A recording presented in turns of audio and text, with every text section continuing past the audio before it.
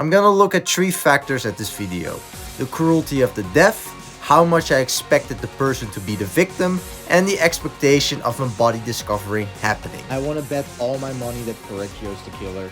I mean, come on, this chapter was so obvious. Obviously, she's going to die as well. Let's start off with the most absolute dog shit one. Tenko. This one was so obvious. It was even more obvious who the killer was at that point. Imagine giving a final speech on how you must go on without her to the character with character development potential, going inside an obvious trap cage where you cannot move, then afterwards a goofy ass creepy song will be sang, and lastly the fact that a bitch already died before, and we know that chapter 3 is a double kill chapter, so another bitch is going down. Literally everyone expected this to happen. It's Angie. Oh, yeah, I told you. This was the most obvious death in the... Angie is also an obvious one. Locked room, Angie inside, no response, Kokichi opening the door, and everything is revealed to be a locked room murder. God damn it. Next up we have Ibuki. We literally saw her committing suicide on this video, so there's no surprise factor. The reason why this one's more shocking than the other two is literally because she hanged herself. There's no blood, just a goofy sound effect. Second one! Not the fat guy! And then we have Yufumi. Imagine walking in his room and the first thing you see is this guy dead after literally searching for this guy. Don't be him, don't be him, don't be him, don't be...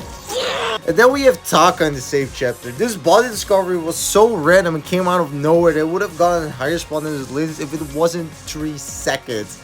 It's just a whack on his head. Like, there's literally nothing else to say. It was so anticlimactic, it wasn't even fun. Hyoko takes a 13th spot. Literally, this is the same instance as with Taka. The girl randomly died in a time frame of 3 minutes. We discover Ibuki's body, run back to gather everyone, and then her body is discovered. It was more of a shocker as in the randomness factor added in the mystery, but that's pretty much it. Nagito? Oh shit! At number 12 we have Nekomaru, arguably one of the most gruesome deaths in the entire game. You enter the main hall and see a disfigured, dismembered, big-ass robot. And at one hand, I mean, it was kind of expected how the dude who just came back to life would die again, but vice versa is true too. I killed the dude who got turned into a robot and is technically the strongest student in the class die a gruesome ass death like this. I swear to God, if it's got... Yeah! And then at number 11, you have Miyu.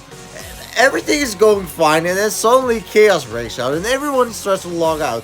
We are the last to log out, and the first actual fucking thing we see is Mew's corpse in agonizing pain. How did this happen? Was it Kaito? He was the first person to log out. Did he actually do it? All of these thoughts combined make this death shocking. Oh, Peko? And at number 10, we have Mahiru. A moment before, we heard Ibuki shouting for help after witnessing an attempted murder. We rush to the scene to see Nekomaru and Akane beating the shit out of each other. Not even a moment later, we hear the same shout for help. We rush to the scene, and this time, actually discover a corpse. At number 9, we have Chihiro, the most kind-hearted character, and we discover her hanged body everywhere. Blood, smashed skull, combined with our shock from the previous murder, where the victim lay with only a knife in the chest, that one suddenly turned into a mild encounter. We went from a knife to hanged, smashed, kid with fucking blood everywhere in the room. No! We discover Ryoma, and his status is unknown. For all we know, he's unconscious, and then he gets mauled to death. Nothing remains of him. This came out of fucking nowhere. Where did he even come from? Like, from the roof? Magic? I mean, this was Himiko's magic show. But then again, only his bones remain. This is arguably one of the most gory deaths in the trilogy. Every time we discover a body so far, it was just a body. We could at least distinguish whose body it is. And then we just discover his body with bones. Like, what the fuck? Who are you? Who is this? Alright, the most lamest, goofy-odd death in the trilogy. Like, who the fuck is this? There isn't much to say about this one. The shock factor gets its majority from the mystery of this death. The only person who isn't present is Kyoko. So one question remains. Is this Kyoko? Or is Kyoko the murderer? No. Then we have a character who died peacefully. No blood, no injury, only the sound of silence during her death. How did the strongest character in Danganronpa die? Because who actually is strong enough to kill Sakura? The shock mostly gets from the fact that we still had a glimmer of hope of her survival. We look through the window, we see Sakura, we still think she's alive. Then we break the door open, run to her, and the only thing we feel is cold death. Oh my god, what the? Oh shit, what the?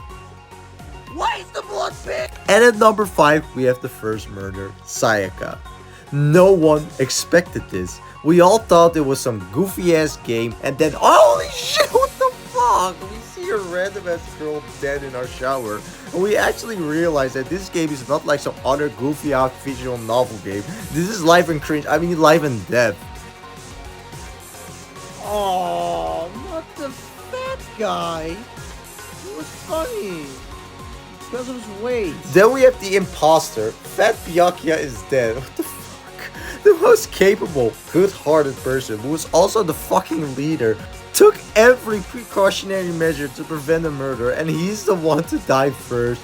Not even taking into account that it was dark and there was presumably zero ways a person could have snuck a weapon inside the building and killed Byakuya underneath a table. Like, what the fuck is he doing there?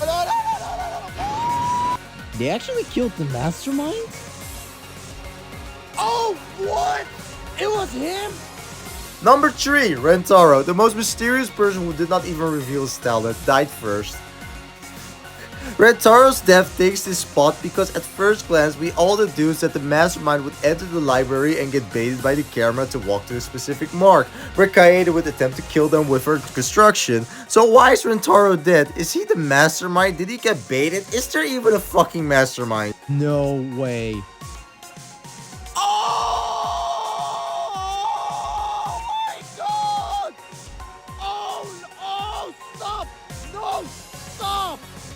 This can't be real! At number 2, this is very fucked up, but hear me out, Nagito's death. Especially at this point of this game where almost no one is left alive was expected, but the amount of torture and cruelty in his death is so severe it cost it to earn the second spot on this list. There's absolutely no clue on who could have done it since there was no fucking person near each other.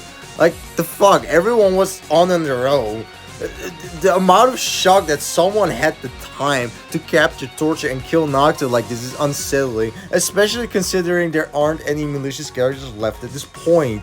Oh! Oh! Oh! Oh! No! No! Not Kaito, please! No! No! No! No! No! And lastly, we have Kaito. Imagine having hope for the first time in the game after seeing so many friends die.